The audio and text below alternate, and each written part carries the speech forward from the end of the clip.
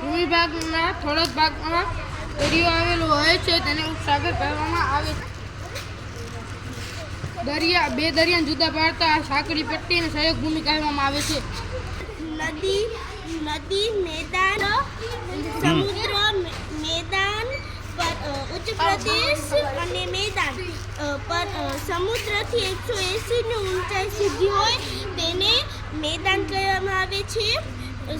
સમુદ્રની 180 મીટરથી વધુ અને 900 મીટરથી ઓછી હોય તેને ઉચ્ચ પ્રદેશ કહેવામાં આવે છે અને 900 મીટરથી વધુ હોય તેને પર્વત કહેવામાં આવે છે. બે સમુદ્ર જળભાગ ભેગા થાય ત્રણે બાજુ ભૂમિ અને વચ્ચે પાણી હોય તેને અખાત કહેવાય છે. આ કચ્છનો અખાત અને આ ખંભાતનો અખાત. ફરતી બાજુ પાણી હોય ને વચ્ચે ભૂમિ ભાગ હોય તેને ટાપુ કહેવામાં આવે છે. આ પર્વતમાળા છે.